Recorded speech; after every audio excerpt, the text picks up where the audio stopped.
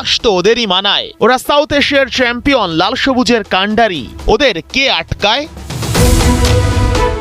Ronan আগুনে পুড়ে ছারখার ভারতীয়দের দম্ভ।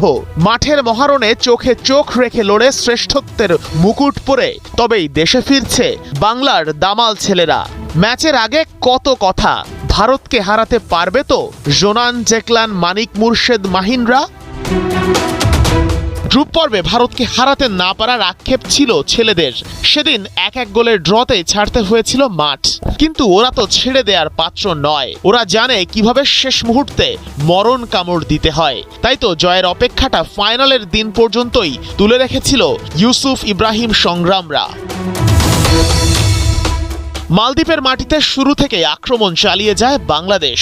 চেষ্টা বারবার ব্যর্থ হয়, কিন্তু মার্কক্সের শিষ্যরা কখনোই হাল ছাড়েনি, কারণ ওরা জানতো সুযোগ আসবেই।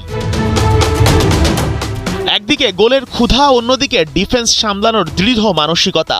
দুকুলি রক্ষা করেছে বাংলার ছেলেরা। তাতে দুই হাফে ফলাফল একই, গোলশূন্য। তাই টুর্নামেন্টের নিয়ম মেনে অতিরিক্ত সময় না গিয়ে খেলা গড়ায় সরাসরি টাই ব্রেকে। পেনাল্টি শুটআউটে প্রথম শটেই বাংলাদেশের বাজিমাত। গোলকিপার মাহিন আটকে দেয় ভারতীয় ফুটবলারের শট। মাঝে দুদলই গোল করলেও বাংলাদেশের স্যামুয়েল রাক্সাম শট মিস করেন। একই ভুল করে ভারতের নাম্বার 9ও। তবে চমক তখনও বাকি।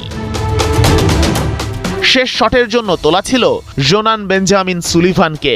বাংলার যুব দলের এই সুপারস্টার যেন এলেন, দেখলেন আর জয় করলেন।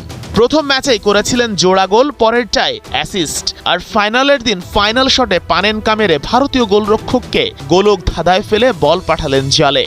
বাংলাদেশকে করলেন সাউথ এশিয়ার যুব ফুটবলের চ্যাম্পিয়ন।